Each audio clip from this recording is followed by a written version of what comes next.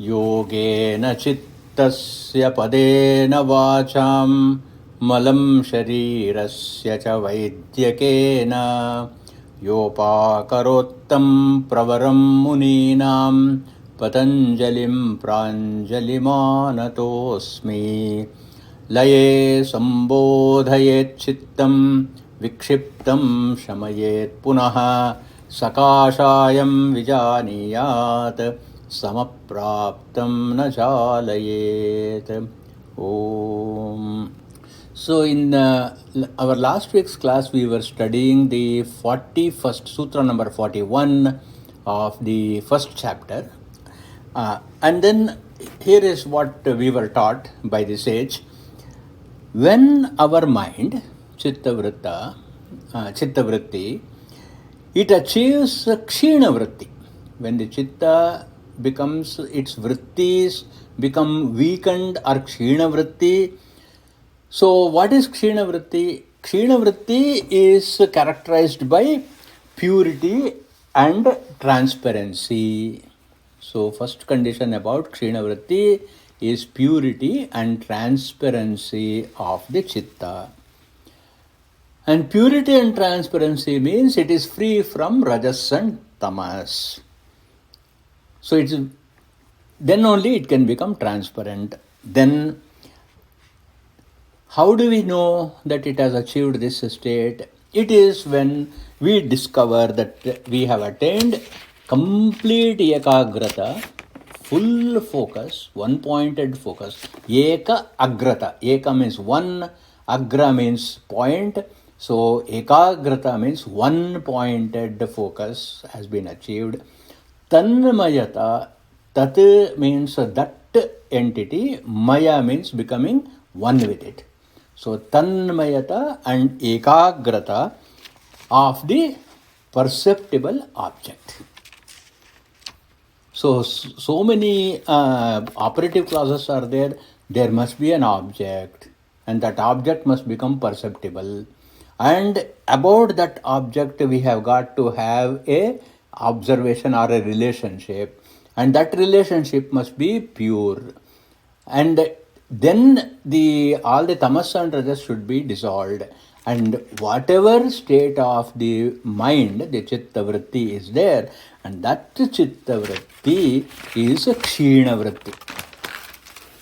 So we have to achieve that kshina vritti. Then if all these conditions are satisfied, Patanjali Maharshi uses the technical term, then you have achieved the samapatti. So samapatti is characterized by the above. But this has to be understood with a little bit of a care, because samapatti, if we don't introduce the concept of purity, but it is only ekagrata and tanmayata, then also oneness with the object is possible. One-pointed absorption with the object is possible.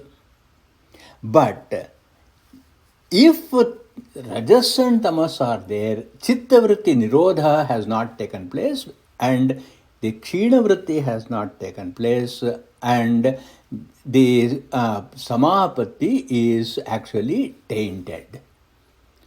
So, but samapatti or total absorption is possible only if there is a predominance of sattva guna. Only if there is a predominance of sattva guna, samapatti, one-pointed absorption has taken place, it becomes beneficial. So again, ultimately we have got to look at the outcome. What is the outcome? We want to achieve a state of total absorption. We want to get kshina vritti. Nothing should disturb us. So therefore we have got to create sattva guna also. There is these important things. Without sattva guna, ekagrata and tanmayata will not be useful to the yogi. Because in rajas tamo gunas also there can be full and complete concentration and absorption, but that is not beneficial. For example, Ravana had perfect samapatti total tanmayata and ekagrata when he was pursuing a woman. It is not just Sita. You can see that he had the same relentless pursuit. When he sat in meditation for Shiva, and then he finds that there is Parvati who is very beautiful. And then he asks Shiva, I want to have Parvati as my wife. But it is full of rajastamo gunas, and that is why ultimately the outcome was that he was destroyed, and that is why he is also known as 10 eyes, 10 heads, because every head, all the 5 sense organs of action and organs of knowledge, all these 10 were focused on tanmayata and ekagrata, on coveting a woman. And therefore he is full of rajastamo gunas, and therefore the right end also happens to him. In Sanskrit, there is a word called sahasraksha. Sahasraksha means 1,000-eyed. 2 devatas are identified as sahasrakshas. One is Mahavishnu. So we see in the Purusha Sukta, Sahasraksha Sahasrapat. So Sahasraksha is an epithet of Mahavishnu, and Sahasraksha is also an epithet of Indra. So who is this Indra? Indra is the lord of our sense organs. Indra is the lord of the devatas. So which are all the devatas in the microcosmic level? In microcosmic level, all our panchajnanendriyas and panchakarmendriyas are known as indriyas. Then the harmonizing factor of our experience of these 10 indriyas is also known as Indra. So this Indra, this lord of the senses, covets Ahalya. We know this story very well. Ahalya actually was extraordinarily beautiful. She was created by Brahma to perfection. And not only that, it was Brahma who officiated. Brahma himself officiates the wedding of Ahalya and Gautama Maharshi. Gautama Maharshi is one of the Sapta Rishis, and then both of them, Brahma himself marries. So you can see what a sacred union it is. One day, Indra actually saw Ahalya, and then he was bewitched by her beauty. Now, in the light of Yoga Shastra, you please analyze Indra's mind. Because while we know the story, that story helps us in understanding this sutra. He was very well aware that Ahalya is a parastri, isn't it? So as soon as he realized that she is a parastri, then what does Dharma Shastra say? Dharma Shastra says that Matravat Paradareshu. One must look at the spouse, wife of another person as one's own mother. Matravat Paradareshu Paradravyeshu Loshtavat. The wealth or the possessions belonging to somebody else must be looked at as just a piece of rock. That is the Dharma Shastra. So what did Indra do? He had achieved the Samapatti. And the Samapatti was Tanmayata and Ekagrata as for in the terms of lusting for Ahalya. So when he says he lusted for Ahalya, what does it mean? It was full of Rajastamo gunas. Samapatti he achieved. But it was not based on dharma, and therefore Indra, because of his intense focus, now starts looking around. Who can help me in achieving my end? Just as Ravana looks around and say, how can I get Sita? So he uses Maricha and says, so you become the attractive golden deer. Likewise, Indra, what he does is, he enlists the support of Chandra and asks Chandra, who is Chandra? Chandra is Ratri Adhipati. Ratri means night, Adhipati means Lord. This is also a metaphor. Ratri means what? It is tamas, isn't it? That is when you cannot see, when the vision is affected. He is the Lord of the Adhipati of Ratri.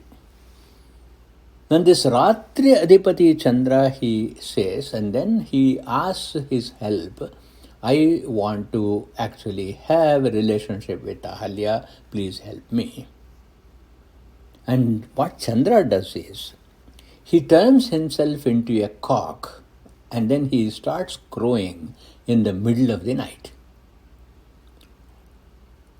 So again, this is Rajastamo Gunas, middle of the night is considered as the Rajastamo Gunas because it is a cusp of Ratri, the deepest darkness of the Andhantamaha, deepest darkness of the Ratri is Madhyaratri. At that time he turns himself into a cock and crows.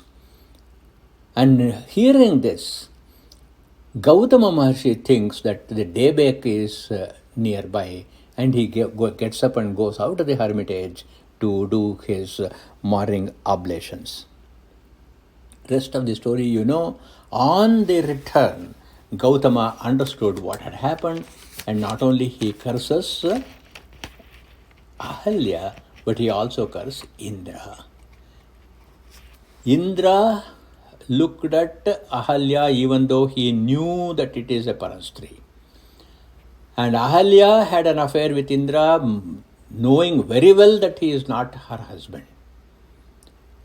And therefore, Matrivat Paradareshu, so since Indra did not see Ahalya as his own mother, Paradara, he gets cursed.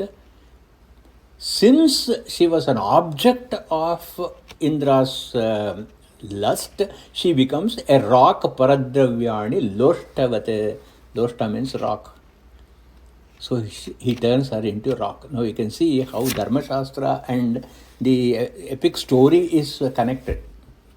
Instead of making a rock, he could have made her a tree, isn't it? He could have made her a river. Why make him a rock? It is just to say that a paradravya becomes a rock. So she became a rock, and then for Indra, the curse was every single part of your body, the entire body, let it be covered by ice. So he became this Sahasraksha, and therefore Indra became Sahasraksha. In other words, when the Samapatti takes place driven by Rajastamo Gunas, then what happens? For the person, the entire personality becomes only a Aksha. It becomes an I. So therefore, Chittavritti can never become Kshinavritti. Now take the contrast. In contrast, Mahavishnu also is a Sahasraksha. That means every part of his form is an eye. What does he do with all these eyes? He watches to preserve the entire universe with his 1,000 eyes, because he is the protector. And so he becomes also a Sahasraksha. The difference between Indra as Sahasraksha and Mahavishnu as Sahasraksha is Indra has Rajastamo Gunas plus Samapatti. Mahavishnu has Sattva Guna plus Samapatti. So there is a common factor. Samapatti is there. And that is why our Puranas also identify Mahavishnu and Indra as brothers. That's why one of the epithets of Mahavishnu is Upendra. So what is the meaning of Upendra? Upa Indra. Actually, Mahavishnu is considered as the younger brother of Indra. Upendra. So Upendra means the older brother Indra.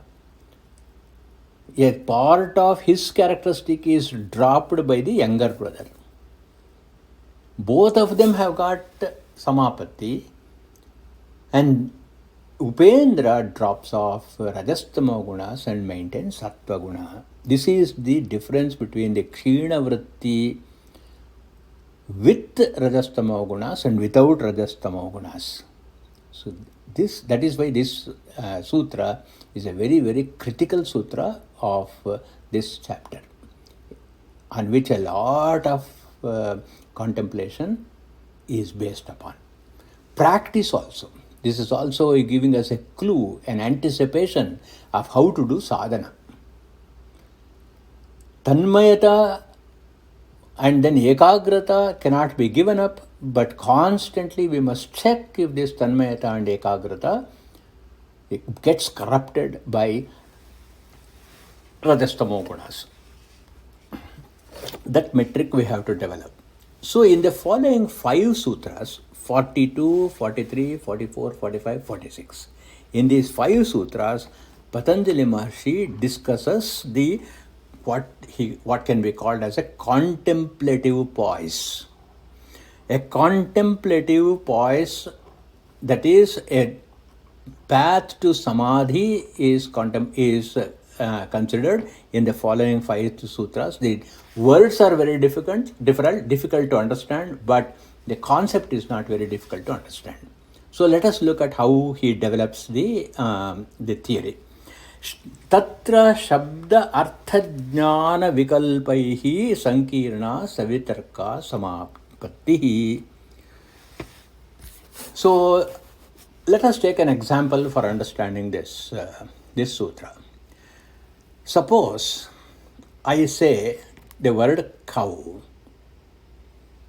So what happens in your chitta? So please consider the things that are happening in your mind. First and foremost, the word is a word, cow. That is, it's a sound. Cow is a sound. That is shabda. Tatra means what? In the chitta. So what does shabda, the sound, do in your, as soon as you hear that? Since all words follow married, associated with meaning. As soon as you hear the meaning, as soon as you hear a word, meaning also is joined. Vacham arthaha anudhavati. Elsewhere, there is a Sanskrit phrase, vacham, speech, arthaha, meaning, anudhavati, runs after. So there cannot be a sound without a meaning. So you heard the sound, vagartha vyava sampraktau, just like Parvati and Parameshwara. As soon as you hear cow, you get a jnana by this word. What is the jnana? How do you glean this jnana? By means of artha. And this object that is signified is known, isn't it? The object called the cow, signified by the word cow, is known. How did you know this? How did you associate it? For that, Patanjali Maharshi says, Shabda artha jnana vikalpaihi. Vikalpa means what? Applying stipulated rules. We don't evaluate sound, shabda, and its meaning randomly. There are specific rules.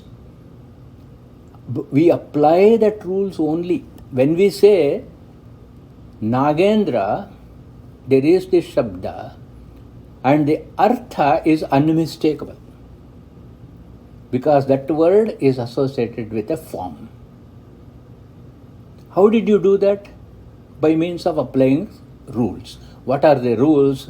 It is because you have been introduced to Nagendra one day. Here is the gentleman whose name is Nagendra, and that is a unchangeable concept. And that unchangeable concept is a rule. And that rule we have applied, and Chitta applies the Vikalpa, which is the rules, and infers that when I hear the word cow, it means this is an animal with 4 legs, a tail, horns, and it has got an udder and it gives me milk. Because prayojana also we need to know. If the prayojana is not there, then the word cow is useless. So there is the ultimate prayojana, that there is something we get because of this knowledge of the cow, which is nourishing milk. And now you see a cow. When you see a cow, this animal called cow is available to your indriya, isn't it? You can go touch it. Sparshendriya, it is available. And chakshurindriya, the eyes, it is available. All this is very obvious. Now I want to ask you the question, in all these Shabda Artha Jnana Vikalpa, Sankirna means these are all mixed. Instantaneously it happens. Shabda, this word cow happens, the knowledge of the meaning of the word cow, Artha, the way in which I derive my understanding of the cow, Vikalpa, all these are mixed up. Mixing up is Sankirna. So these are all mixed up. When they are mixed up and you apply an iterative process, when you do that, what happens? You are applying logic. That logic is called tarka. So savitarka, that means with tarka, all the perceptions we get by Shabda, Artha, Jnana, Vikalpa, Sankirna. So I took a very simple example of cow and understanding of the cow. Suppose I say Brahman, suppose I say Atman, that is also a word. That also has got an Artha, and that also generates a Jnana. There is also a rule to understand that, but there is no object called Brahman. As far as the Yoga Shastra is concerned, it talks about Purusha. There is no object called Purusha. So now you know where Patanjali is driving us. He is driving us to the point where he says that the logic and logical iterative thinking can take you only this far. As far as you have got an object, then you can apply all the logic savitarka. So therefore you have got, now let us now look at the mind. What is the state of the mind in terms of the guna, cow, shabda? There is a meaning. You got the jnana of that it is a cow. And you are not paying at this moment, any attention to that you can get milk out of it, because it's not your cow. It's just an identification that it's a cow. What is the state of the vritti? There is no rajastamo gunas here. There is only pure sattva guna, isn't it? The way in which Lakshmana saw Sita and the way in which Ravana saw Sita, what is the difference? Ravana's seeing Sita was tainted with Rajastamo gunas. Lakshmana's seeing Sita was very different.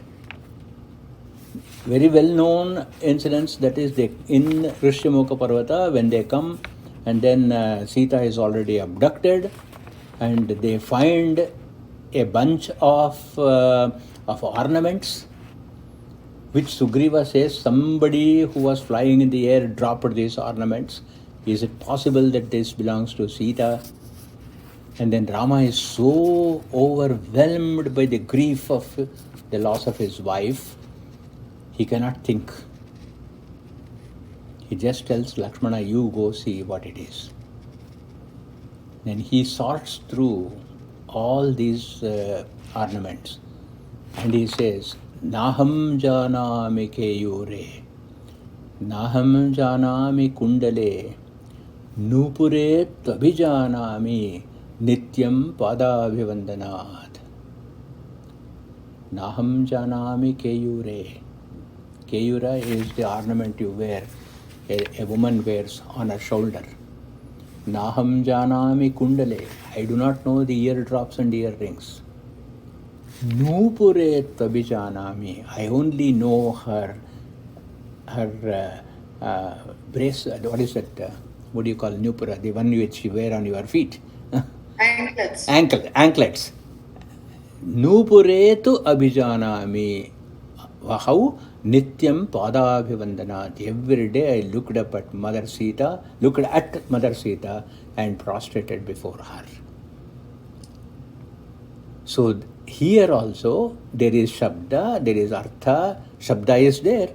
All these ornaments is Shabda. Identification of each one of the ornaments, Artha. Jnana came. But his mind was so full of Sattva Guna, he could articulate and say, I only saw the mother's feet. Nupuret Tvavijanami Nityam Padabhivandanat. So this is a Sattva Vritti. So Sattva Vritti is natural to all of us. As soon as we come across an object, the first thing that happens in our mind is just an identification of the entity. There is no ragadvesha. Unfortunately, what happens is, because of the various samskaras, the tarka, savitarka, the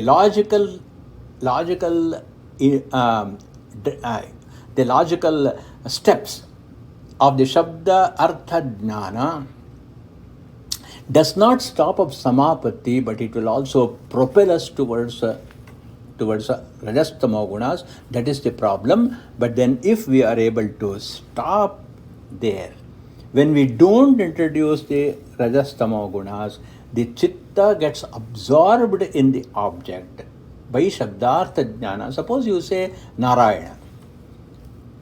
And Narayana, and you have got the bhakti for Narayana.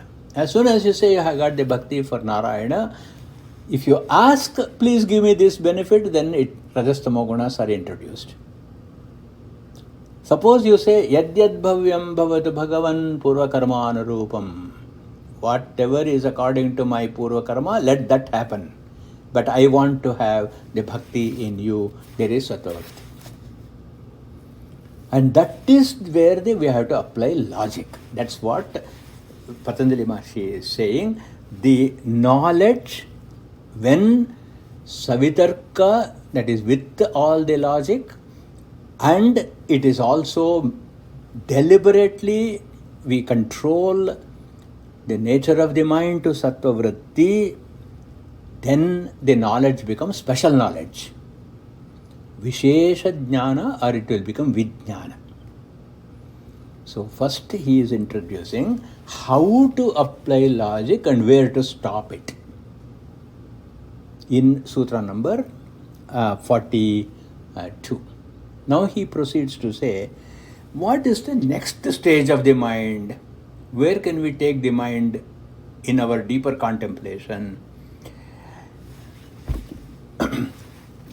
Now we don't have a cow in front of us, isn't it? But I use the word cow. So there is the Shabda, there is the Artha. Shabda, Artha, Jnana is there. So by hearing and assessing the meaning of the word cow, Everything is happening. This object is being contemplated only as a mental activity. It's just in the mind. The object is not there in front of us. Suppose I were to say, Om Namo Narayanaya, I don't have the Murti of the Narayana in front of me, but I have understood what the word Narayana is, what the meaning of the word Narayana is, and therefore even if the Murti is not there, even if I am not in the presence of any artifact which represents Narayana, still the mind can get into absorption, isn't it? By means of the practice of samapatti, by means of the practice of ekagrata and tanmayata. Therefore, when the memory is devoid of the presence of an object and its shabda and artha, is called smriti parishuddhi. Smriti is memory. This memory is cleansed of swarupa. Swarupa shunyeva arthamatra nirbhasa. Only the concept is shining in the mind. So as soon as you say Narayana, if you don't associate it with a particular murti, a particular image of a particular temple, but the universal concept called Narayana is intuited in the mind, only the concept called Narayana is shining through your mind, then there is no need for logic. Nirvitarka, because it became experiential. As soon as the word Rama was uttered, Tyagaraja could go into Samadhi. Isn't it? Sometimes what happens, music takes us into Samadhi. When we listen to an extraordinary music, then we completely get absorbed into it. In fact, I am listening to a series of beautiful, if any of you are like Hindustani classical music, you should see there is one Samadhi Shinde, and this Samadhi Shinde is bringing up a series of how to understand identify various Hindustani ragas. So it's a lovely program. The way they do it is somebody will sing a Hindi film song based on a particular raga, and then she is interviewed. She gives the arohana, avarohana, and then she will actually do a kayal and all that.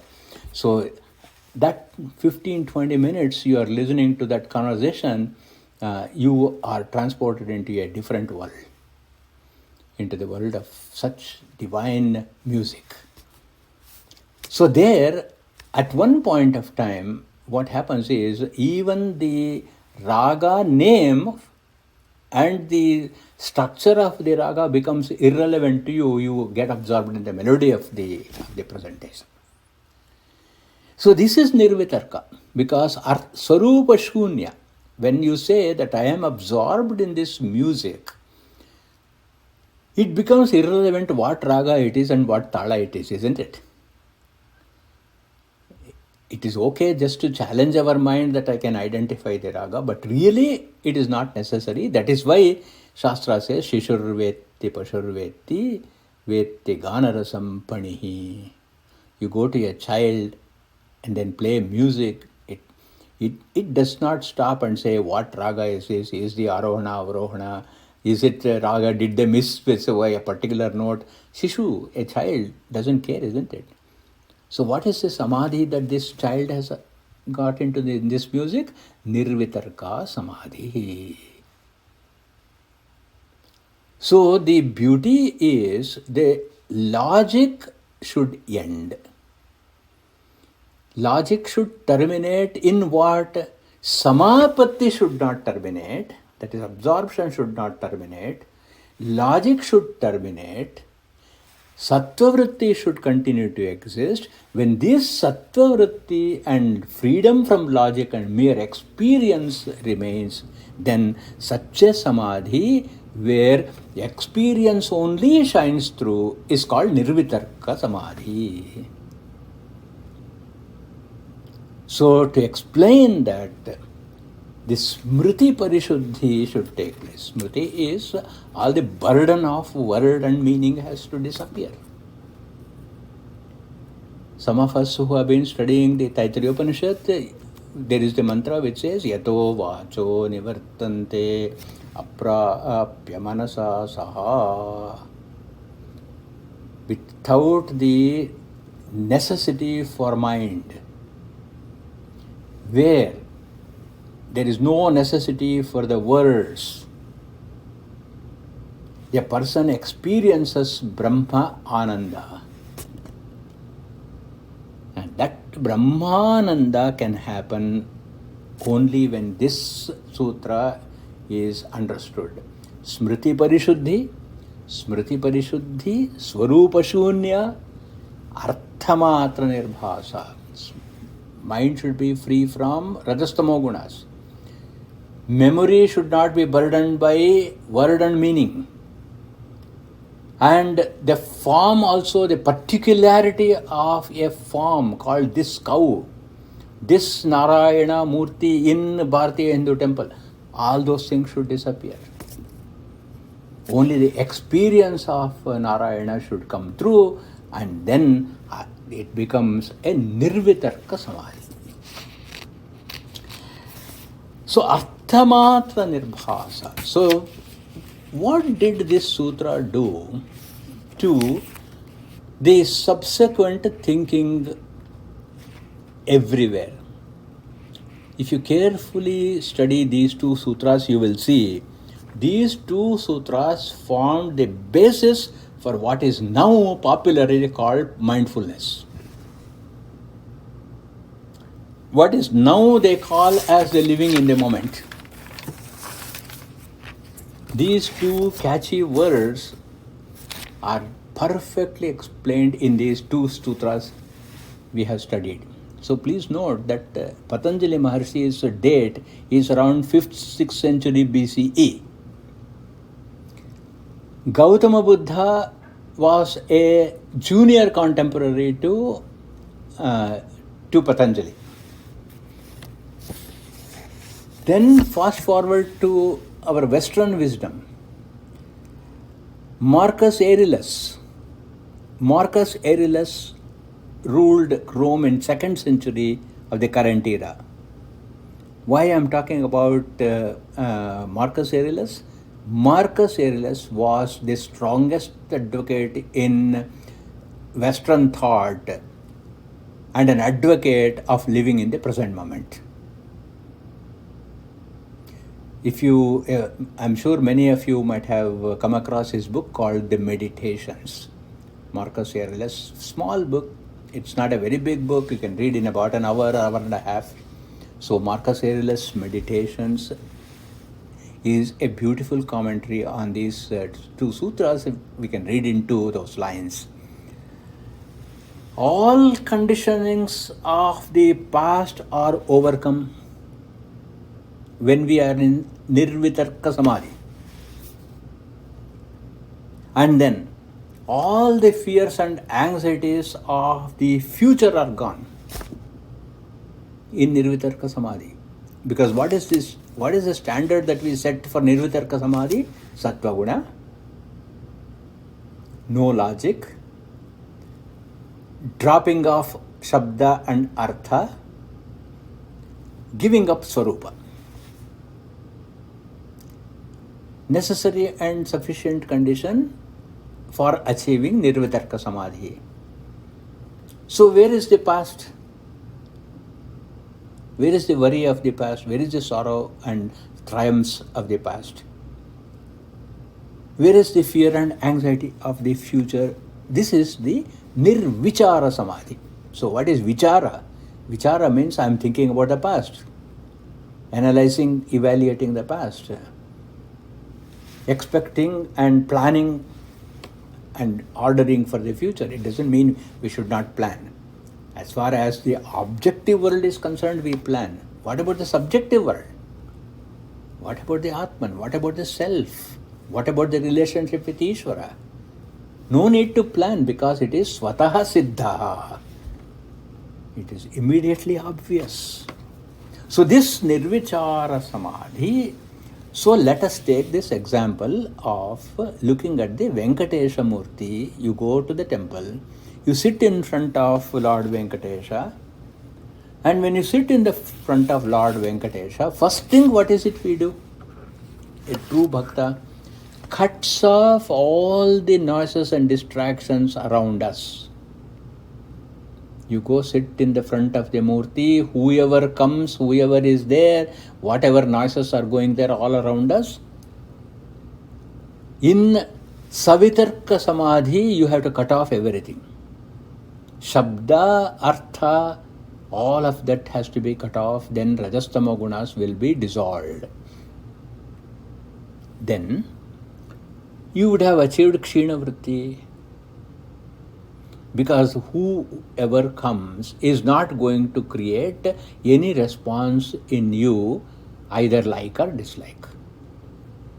It is in the pure communion with the Murti that you are doing, Kshina Vritti has become, and the Chitta has become pure crystal, reflecting only the image.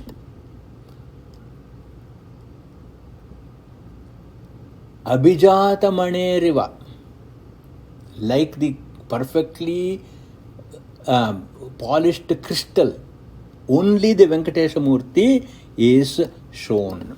Now what happens is the Chitta takes up the image of Venkateswara and then it starts mapping the image. There are 4 hands here.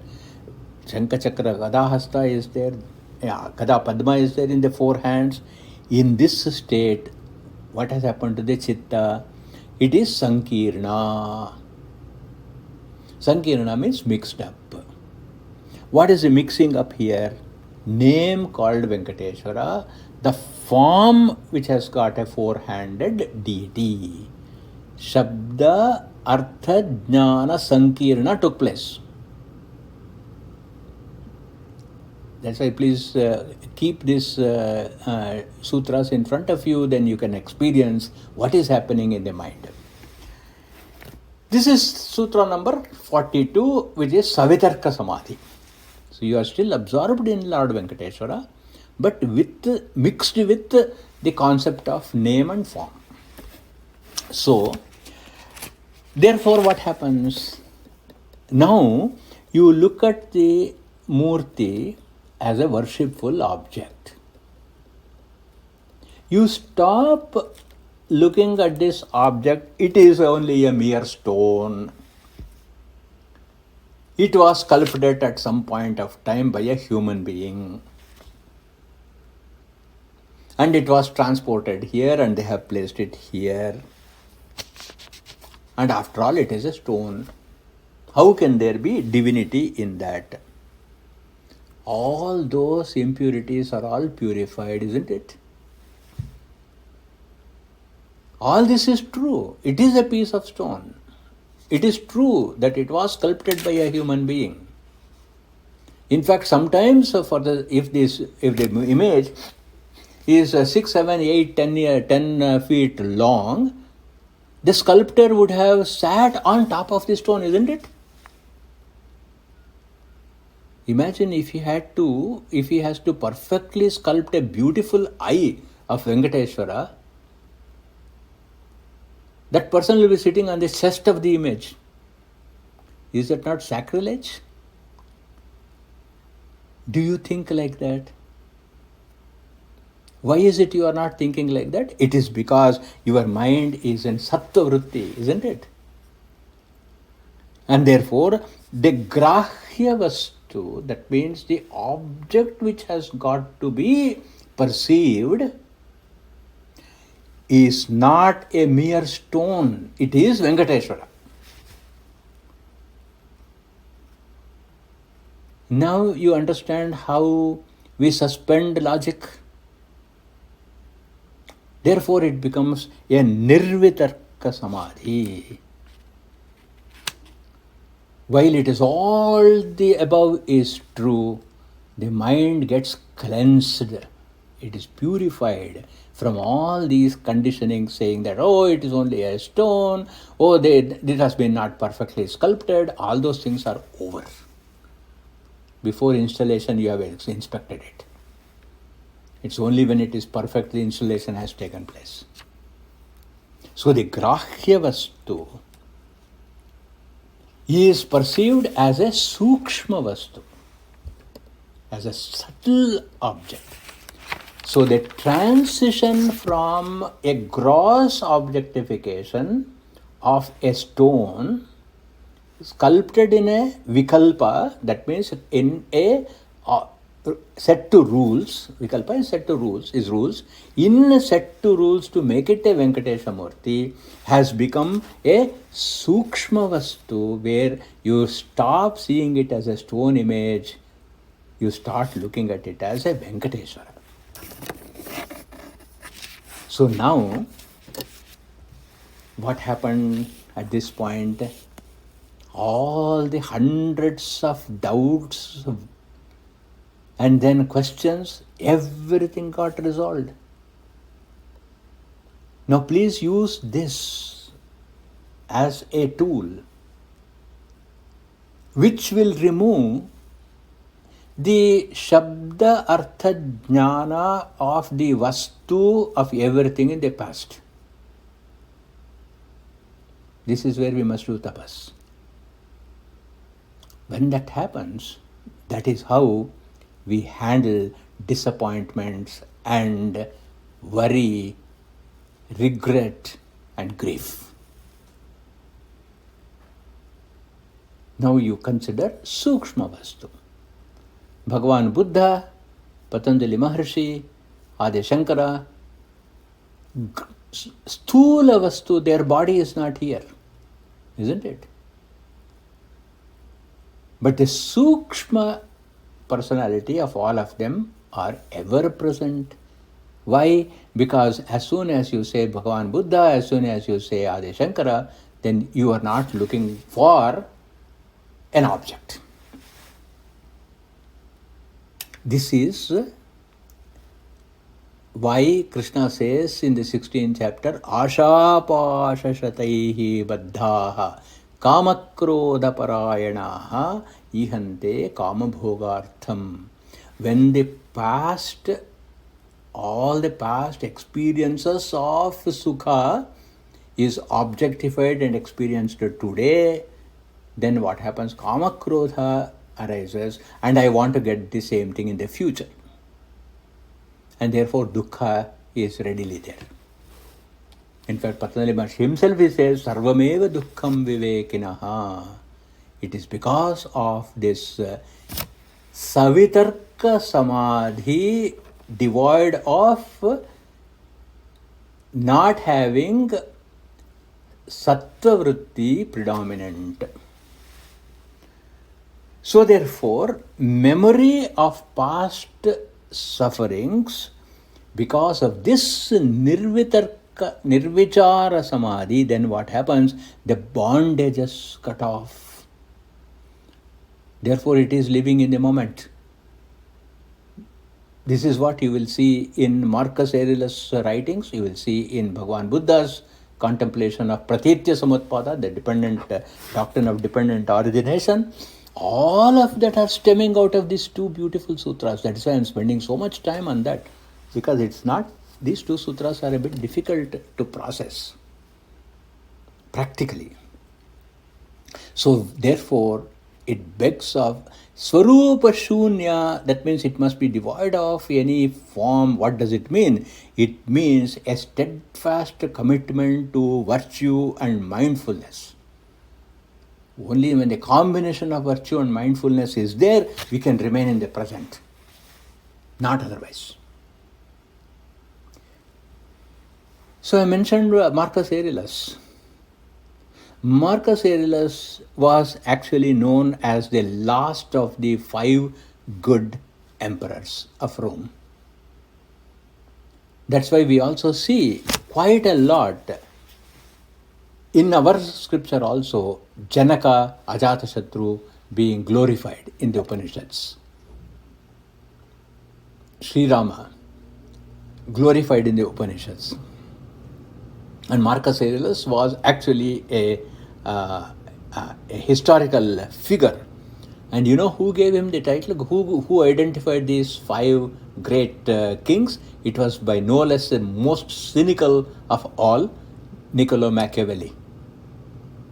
So if you can get the admiration of Machiavelli as one of the greatest good kings, you can imagine what would have been the meditations of Marcus Aurelius. Now the next question is, what happens when the yogi has achieved goodness? He has achieved the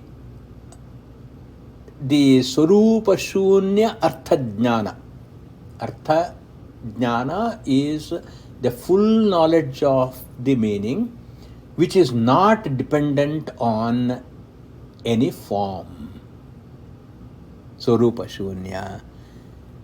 And is rooted in that. How does it show in his conduct? This is where Marcus Aurelius helps us in analyzing the transition, and he says it will translate into compassion and dignity. You can see this was Buddha's teaching. A person who has achieved Nirvitarka Nirvichara Samadhi, Swarupa Shunya, Shabdajnana Artha Swarupa Shunya person, without rejecting the past, without the regrets of the past, without fears of the future, a person remains his own self now, virtuous and graceful. And he interacts with the world with a compassion which has no agenda. That's why Krishna, Rama were called as those who have Nishkarana Karunya. Karunya, compassion, which is Nishkarana. There is no expectation, there is no agenda at all. So the process is Sattva Guna is the one that propels and catalyzes Savitarka Samapatti to Nirvitarka Samapatti. So initially it is a deliberate practice of grace and dignity. Then it becomes a second nature for the yogi. So when this happens, Sutra number 45 identifies the next state, that is Sukshma Vishayatvaja Alinga Paryavasanam. So all the objectification which was required for the sake of getting the total focus, all of them will get resolved into the pradhana or the primal matter. So let's go back to Venkatesha Murti and what happens to the Venkatesha Murti now in the light of Sutra number 45. The first step was total focus on the image and the name associated to that. What happened to the second step? The image dissolved along with the name into a concept called Mahavishnu. Isn't it? And then, so Nama Rupa became subtle. And then, what happened to the third step? When the Murti and the Nama Rupa dissolved means, where did it dissolve? Where did it go? It has to go somewhere, right, to dissolve. Did it dissolve in our mind or elsewhere? Since Yoga Shastra is a dual philosophy, is a Dvaita philosophy, Purusha Prakriti identification is there, this cannot dissolve into Purusha, isn't it? Because Purusha is pure consciousness. So it can only dissolve in Prakriti. So Nama, Rupa, everything got dissolved into Pradhana Prakriti. Pradhana means a primal matter. So it is only when matter manifests in particular form as, say, Prithvi, Apa, Tejo, Vayu, Akasha, the five elements, or it becomes as a living being or a non-living being, Chara, Achara, Vastu, there is a Linga. Linga means symbol, indication. As long as Venkatesha Murti has got a Nama, Rupa, that is form and name, there is the Linga. What is the Linga? It says indication. What does it indicate? Venkateswara Murti indicates a concept of Vishnu.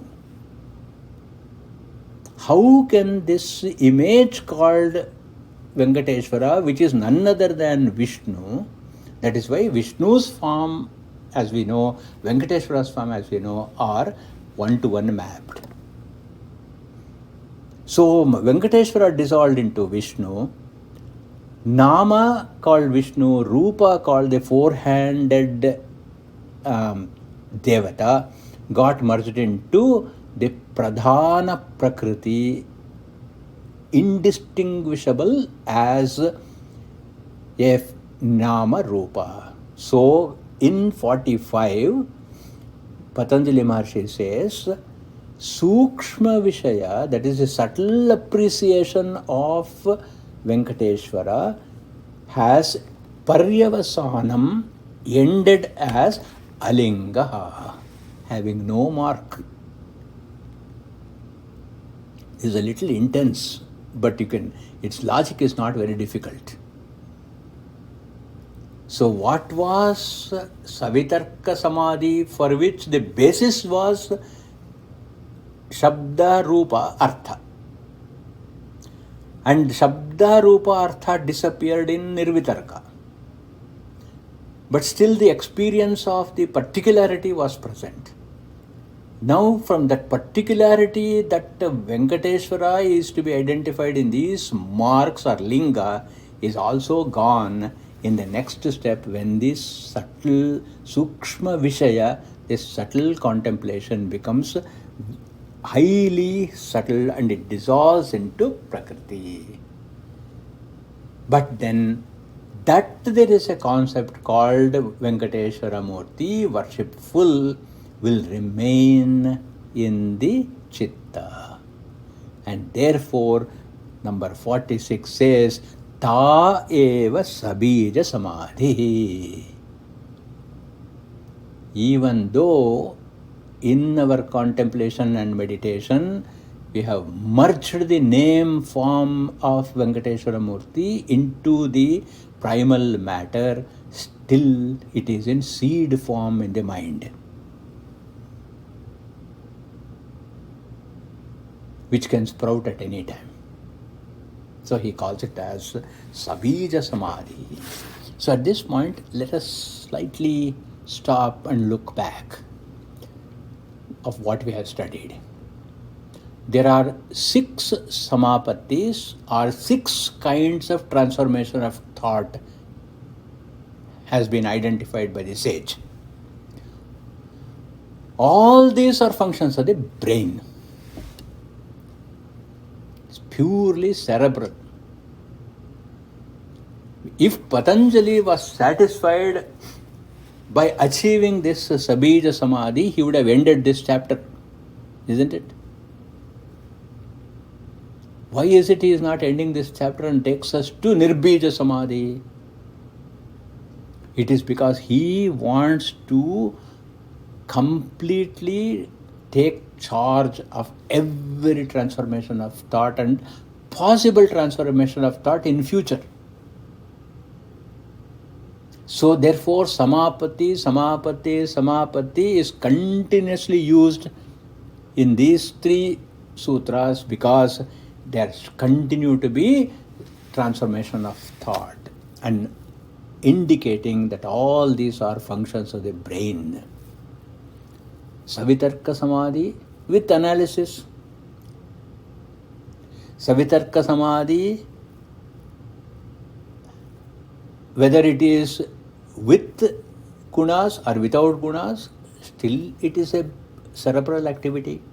What about the nirvitarka samadhi without analysis? So you stop the brain from doing any analysis, still it is a mental activity.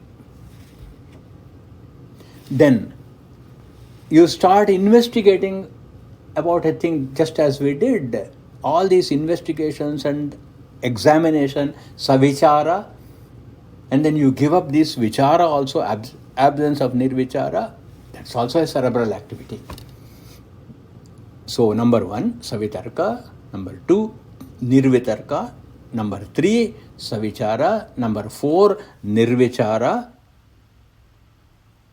And then we saw that earlier it also generates a joy of subjecting our brain for this analysis with the purpose of experiencing and becoming one with Purusha. Tatparam Purushakhyate. We are talking, we already set up the mandate in the beginning itself. When Chittavritti Nirodha takes place, you become one with the Purusha. Knowledge of the Purusha occurs. And since Purusha is devoid of all this objectification and logic, when you are reaching the close to this understanding, you get a ananda, and this experience of the ananda is also cerebral. And then individuality that I am experiencing all of these beautiful progress in my thinking is also a mental activity, cerebral activity. So everything at this point, everything has been cerebral. And therefore, while it is extremely joyous, the duality remains. Isn't it? But this is an extraordinary state of duality, where only the contemplation on the object remains. You remember then everything associated with one's own skills, one's own abilities, one's own environment,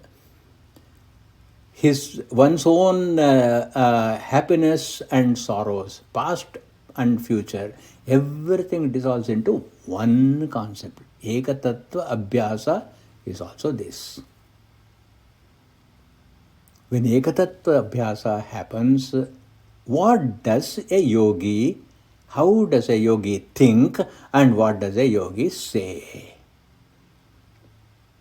We need some concrete example of a yogi who has experienced this and then who can share it with us. So you remember we talked about Ravidas some time back. I don't know whether we talked about Ravidas here or in Gita class. We haven't spoken about Ravidas here? I thought it was Gita class. It was Gita class, okay. I get mixed up with Sankirana. So, Ravidas' story is well known. If you don't, you can always go to Google and find out. He writes, I have never known how to tan and sew. Remember, he was a chamar, he was a tanner in Varanasi.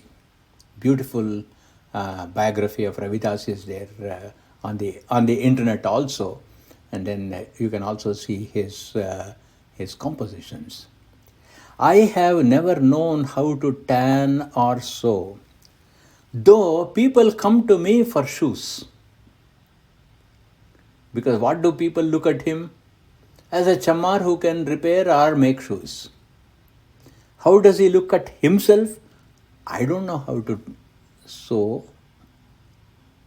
And then he says, I haven't the needle to make the holes. But people come to him to make the holes and stitch. I haven't the needle to make the holes or even the tool to cut the thread. You remember that the chammars, what they do is they take thread and then put wax and make it into a very, very strong twine.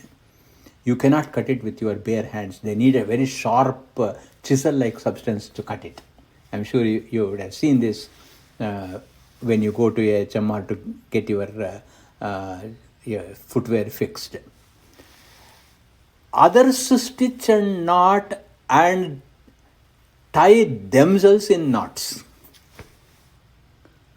Others stitch and knot and tie themselves in knots, while I, who do not knot, break free. I keep saying Ram and Ram, says Ravidas, and death keeps his business to himself. A perfect expression of one who has achieved the Sabija Samadhi. Here the seed is none other than Ram. Ram is the one who knows how to stand. Ram is the one who knows how to sew. Ram is the one who cuts the thread, and people think I do it. Only thing I know is Ramana. Thus we talked about the Sabija Samadhi. Now we'll see in the next class Nirbija Samadhi, and then we'll get into the Sadhana Pada. Thank you.